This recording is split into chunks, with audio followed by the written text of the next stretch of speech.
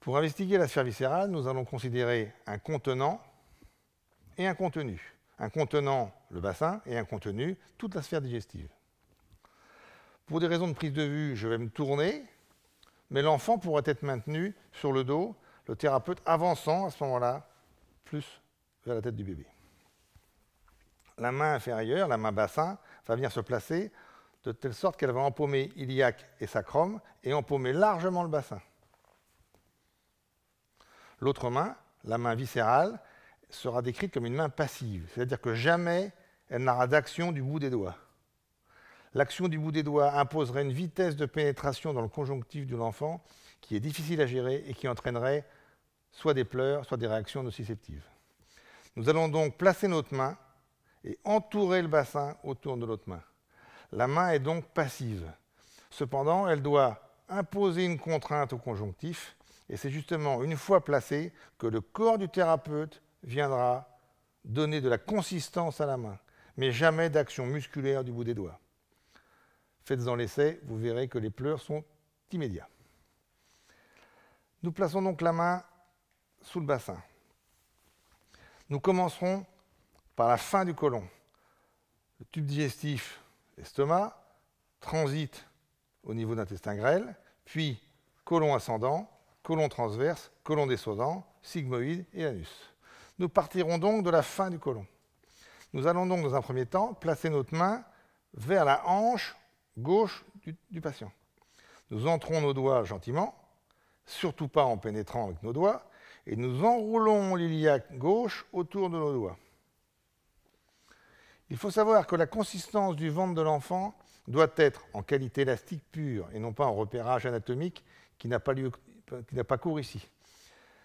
Nous sommes en repérage conjonctif pur et nous allons donc chercher à retrouver la consistance du conjonctif. La consistance du conjonctif d'un enfant qui va bien, qui n'a pas mal au ventre, est la consistance d'un ventre comme un ballon de baudruche légèrement dégonflé. Nous devons donc pouvoir pénétrer le ventre complètement librement. Nous ne sommes pas là pour replacer un organe ou pour lui retrouver une position particulière ou le relancer dans une fonction particulière. Nous n'avons pas accès aux organes. Nous n'avons accès qu'au tissu connexe conjonctif au travers de la peau. Nous allons donc placer nos doigts, organiser l'iliaque gauche autour de nos doigts et chercher par changement de nos ischions, de positionnement, de bascule, de passage d'une jambe à un passage de l'autre, à restaurer ou à investiguer toute la fosse iliaque gauche. Quand celle-ci sera faite, nous ferons la même chose en remplaçant la main bassin par une main côte inférieure. Nous viendrons alors chercher à placer nos doigts vers les côtes inférieures, sous les côtes inférieures, vers le diaphragme gauche, et nous irons investiguer tout l'hypochondre gauche. Nous plaçons les doigts, nous fermons légèrement les côtes sur notre main, quitte à changer de position de l'enfant si nécessaire. Et une fois que nous sommes placés, l'investigation se fait par le corps du thérapeute qui change d'appui, ischion droit, ischion gauche, engagement en avant, engagement en arrière, et la pénétration dans le ventre de l'enfant se fera très lentement, toujours en observant les réactions de l'enfant. Nous passerons ensuite à un travail épigastrique, non pas dans le but d'investiguer un cardia, une vésicule biliaire ou un intestin grêle, mais bien de venir interroger le conjonctif dans sa capacité à se déformer. Nous aurons la même consistance globalement. C'est cette consistance-là sur laquelle il faudra insister lorsque nous l'apprendrons aux parents en leur plaçant la main et en leur apprenant la main passive pour que le travail soit répété. Nous pourrons le faire soit avec les doigts, soit avec le pouce. À ce moment-là, le pouce est donc placé passivement. Le thérapeute empaume le thorax global de l'enfant pour venir fermer sur son pouce, mais ça n'est en rien le pouce qui rentre dans le ventre. Une fois le pouce placé, les côtes ramenées sur le pouce, le thérapeute engage son corps pour donner de la consistance à son appui pouce. On pourra ensuite enchaîner par un travail sur l'angle droit. Nous serons sur l'hypochondre droit. Les doigts sont remplacés. Les doigts qui allaient sous l'hypochondre gauche deviennent se faire sous l'hypochondre droit. On peut le faire avec les doigts ou avec le pouce. Si c'est avec les doigts, on vient ramener l'hémithorax droit sur les doigts placés en regard de l'angle droit du côlon. Si c'est avec le pouce cherche une zone plus précise, une zone où la résistance sera plus nette, et vient confirmer l'existence de cette résistance, et vient, par l'organisation du corps du thérapeute, lutter contre cette résistance. Toujours en regardant le bébé, et toujours en le faisant à la vitesse où l'enfant se laisse déformer. C'est cette investigation-là qui vous permettra d'avoir une investigation jusqu'aux premières côtes, sans créer de douleur chez l'enfant. Nous pouvons poursuivre par un travail sur le sécom, un excès de gaz signait surtout un défaut d'assimilation de l'enfant. Nous en avons vu les remèdes dans la mode de fonctionnement, dans la mode de prise en charge de l'enfant lors de l'allaitement et dans le respect d'une certaine chronologie et un timing à respecter pour les prises de biberon ou de sein. Nous allons placer notre main sur le sécom, fermer le thorax, l'hémithorax droit sur nos doigts et avoir la même investigation avec le jeu de nos ischions en avant et à droite. Nous cherchons toujours la même consistance. Nous allons pouvoir descendre ainsi jusqu'à l'aile iliaque droite, fin du sécom, et par souci d'exhaustivité, nous pourrons également venir sus-symphysaire et venir fermer le bassin de l'enfant sur nos doigts, juste pour investiguer la zone urinaire qui présente chez l'enfant peu de problèmes mécaniques. Malheureusement, quand les soucis existent chez l'enfant au niveau urinaire, ce sont souvent des problèmes infectieux qui relèvent de la maladie et donc de la médecine et pas de l'ostéopathie. Une fois la masse viscérale abordée, nous investiguerons le diaphragme, c'est-à-dire le toit du système ventral. Dans une autre formation sur la femme enceinte, nous appelons ça le coquetier supérieur. Nous allons donc venir aborder le diaphragme en plaçant nos mains de chaque côté de l'épigastre. Les doigts viennent empaumer les côtes inférieures et nous venons avancer notre corps pour que la cravate soit cette fois à l'aplomb des côtes inférieures. La bascule d'un bassin, la bascule sur l'autre ischion permettra d'avoir une demande d'élasticité de l'hémithorax inférieur et donc du diaphragme correspondant. Des restrictions à ce niveau-là, assez rares, entraînant une correction vertébrale de l'ordre de la pichenette à ce niveau-là. Nous avons par contre souvent des enfants qui ont sous le diaphragme une masse viscérale impénétrable.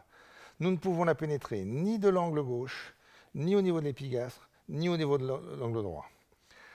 Quand c'est ainsi, ce n'est pas les trois qui sont à travailler, mais tout le diaphragme.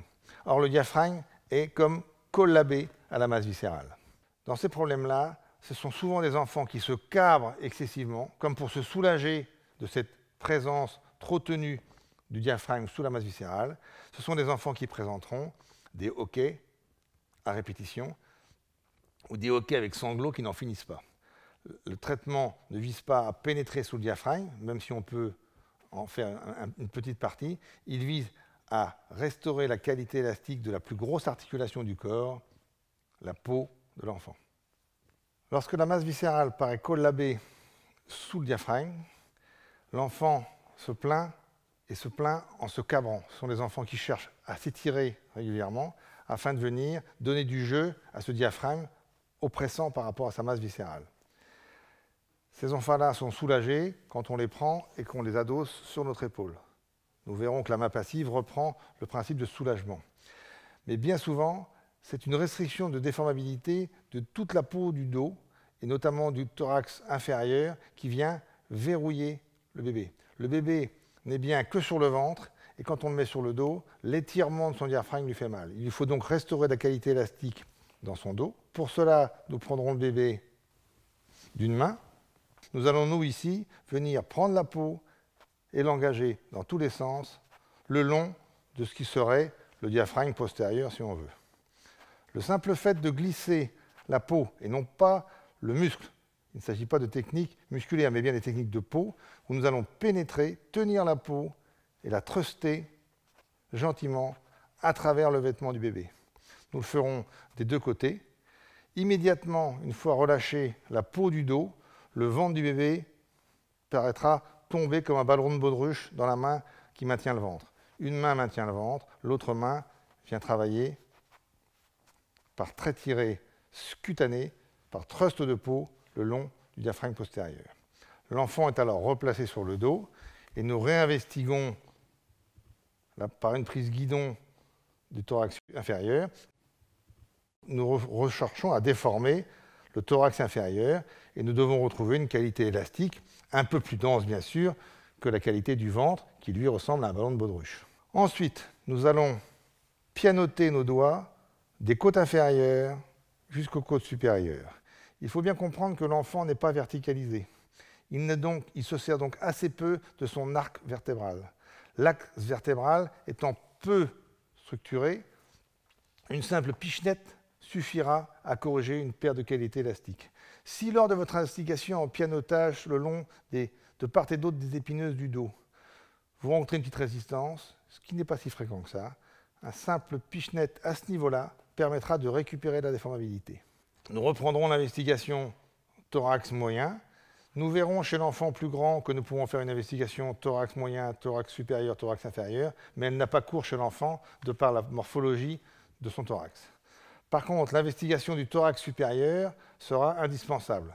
Nous placerons 2 doigts index majeur de part et d'autre sous les clavicules afin, en engageant le corps du thérapeute, de venir faire un test de densité d'un côté ou de l'autre du thorax haut.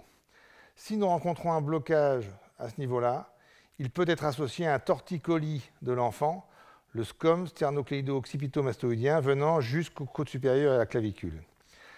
Autant nous rencontrerons peu de pathologies du thorax moyen, autant nous rencontrerons fréquemment des pathologies des côtes supérieures. Ces pathologies du côte supérieur entraînent des symptômes de faux asthme, d'impression d'asthme par perturbation du ganglion cervical inférieur. Nous rencontrerons peu de pathologies du membre supérieur et hormis la fracture de clavicule qui n'exige que l'abstinence de thérapeutique et on laisse l'enfant tranquille, l'élément en compression os claviculaire ayant cédé et cassé lors de l'accouchement, ça n'arrive pas souvent mais ça arrive, ce sont ces éléments membraneux, les différents muscles, fascia et autres, qui lui permettront de retrouver une harmonie si l'enfant ne s'en sert pas trop, ce qui est le cas puisqu'à cet âge-là, il est sur le dos principalement. Si toutefois nous trouvons, en cas d'absence de fracture de clavicule bien sûr, nous trouvons une restriction sur un thorax haut, sur une côte, genre 2e côte ou 3e côte, nous pourrons la manipuler. Soit nous la manipulerons à partir du crâne, ce que nous ferons tout à l'heure pour le vérifier, soit nous manipulerons directement et de façon structurelle et articulaire la côte. Pour ceci, nous placerons le pisiforme de notre main sur la zone repérée lors du test. Nous venons empaumer le bras de l'enfant pour placer pisiforme, construire la main pisiforme par engagement de l'avant-bras. Le pisiforme devient donc saillant. Nous plaçons le pisiforme, nous engageons l'avant-bras et nous ramenons l'avant-bras du bébé vers nous. L'autre main est placée à plat de telle sorte que mon pouce soit du côté homolatéral des têtes de côte. Le simple passage du thérapeute au-dessus de l'enfant, au-dessus de l'épaule concernée de l'enfant, suffira à réduire le jeu articulaire. En effet, il ne s'agit pas de pousser avec la main, mais bien de contraindre et de cintrer la côte, qui à ce stade-là est encore conjonctif densifié. Ce conjonctif densifié s'échappera dans vos mains. Cette technique peut être réalisée chez l'adulte, nous le verrons également, chez l'enfant plus grand. Chez le bébé, aucune action volontaire vers la table n'est envisageable. Nous plaçons donc test de côte, repérage d'un point fixe, on place le pisiforme, on attrape l'épaule de l'enfant, on engage le pisiforme par avancée de son tibia, et soit assis, soit du côté opposé de la table, on place son pouce en bord des têtes de côte, homolatérales, et on engage vers l'avant. De même que pour le pied, cette technique peut surprendre légèrement le bébé, c'est pourquoi on peut repérer une côte bloquée et ne la corriger qu'en fin de séance avec le pied ou isolément. Une fois cette technique faite, le test doit immédiatement permettre de retrouver une harmonie entre le côté droit et le côté gauche du thorax supérieur.